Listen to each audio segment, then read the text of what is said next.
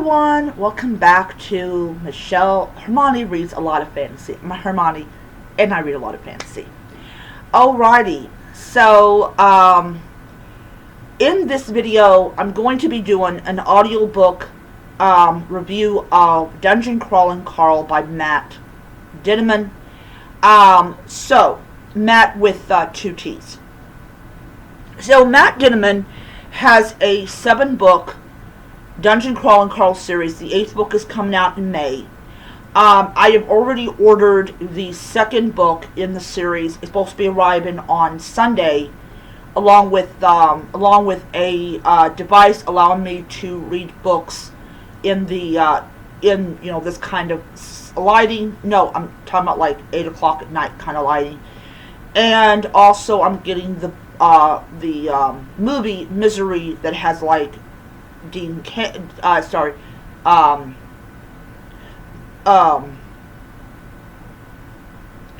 here, was it? Anyways, it's the movie adaptation of Stephen King's Misery. So anyways, so I decided to do that, and I also have on my Amazon cart the 3rd and 4th book in the series as well. So I'm actually going to be spending the next couple of weeks getting all of the books, and then once I do that, and I not just read them but listen to the book, then I'll be caught up, and that will be really, really great to be caught up and everything. So for people that are living under a rock, and I know a lot of people use that when 20 some years ago when the Harry Potter books came out, if you've been living under a rock, I think they still use that term, but if you've been living under a rock and you don't know what Dungeon Crawling Carl is, it is a lit RPG series. And it's about a guy called Carl who has a girlfriend called Beatrice, and he's taking care of Beatrice's cat called Princess Donut. Well, what ends up happening is she goes and she gets out, and of course Carl is following her, and what ends up happening is everything changes. All the houses go flat, all the cars go flat, everything goes flat, to where there's like nothing left. And then all of a sudden you have this announcer that appears, and then there is an opening that appears, and Princess Donut goes down because it's warm, and Carl follows her. We're introduced to his trainer named Mordecai, and he has to try to get to the very last level of this game, because if he wins, he gets, the planet is saved. Well, during the course of the book, we find out that may not be entirely true. So apparently there was a planet, and you had this one person who survived, and then what happened was they got rid of the ozone, and the survivor ended up dead. So we don't know exactly what is going to happen to Earth as this progresses on. So the first book covers levels 1 and 2. And during the course of this book, Carl and Princess Donut, who can now talk because of, it's magic. It's a magic-based, game.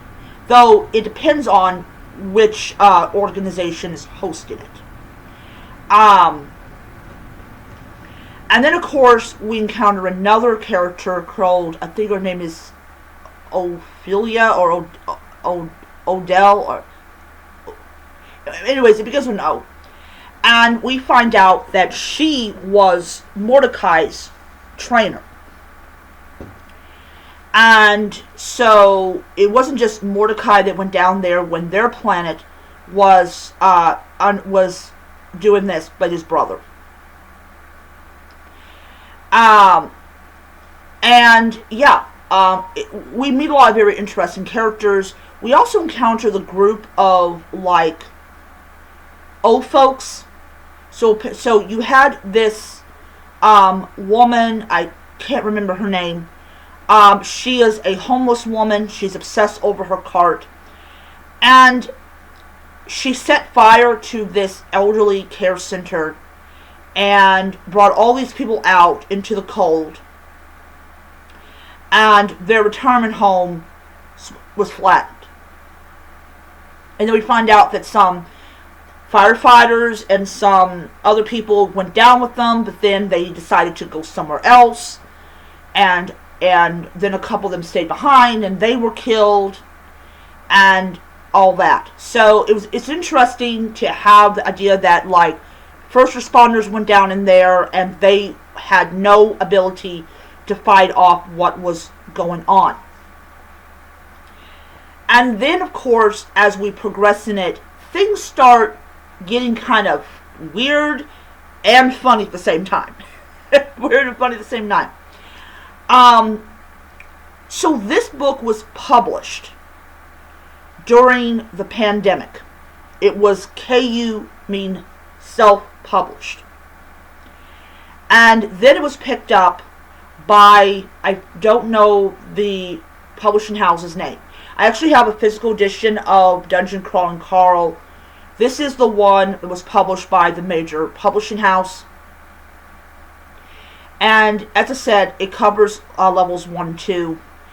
But what's interesting about it is that this is one of the few books that have been picked up by a major publishing house that I really happen to actually like. And of course, it also being picked up by Audible also is a big deal for a lot of authors. So I went ahead and bought the audiobook for book 2. This book is funny. It is a survival. Princess Donut is hilarious. You see the relationship between Matt and Princess Donut. We also kind of get a hint that this insane lady might not be who she appears to be. And we also see that there's loyalty. You have this guy called, I think his name is Brandon. He was a maintenance guy. He wasn't even an orderly. And he cares so much about these elderly people. It's so beautiful. I love it. It's like, I mean, he has like massive, mad respect for them. And he's willing to do anything to keep them alive. And his determination has gotten him through a lot of really, really bad situations. And basically, all he wants to do, all the others want to do, is try to keep their charges alive, and everything. Anyways, it is a magic-based book.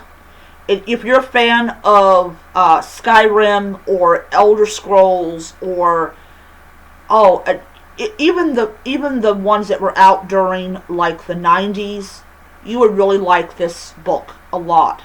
Now, some people say it kind of gets a little like the same old, but it's a lit RPG.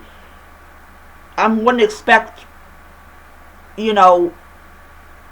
you play the games, you pretty much know that it's the same over and over and over again, because that's what makes it exciting. It's not the repetition that makes it exciting, but it is the fact that you face these obstacles and you use the items you have in your inventory box to do that.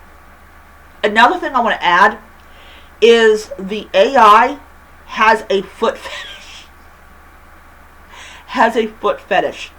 And I just laughed my ass off.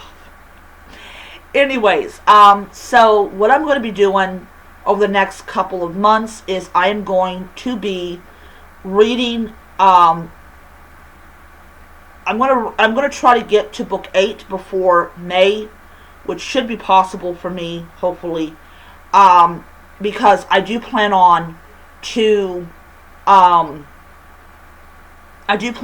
get the 8th book, and then when I'm actually well, I'll tell you that I'm going to actually wait until the publishing house releases the 8th book, because I want to have the same publishing house for all my books. Alrighty, so as far as the the audiobook version of it, I give it 5 stars. I gave it 5 stars all throughout. Um, and the reason that I got the audiobook version of it is sometimes you can easily miss details in a book, and by listening to an on Audible, you get those details that you may have missed. Alright, anyways, that is my video. I hope to see you guys around. Until next time, keep reading your fantasy books. Bye.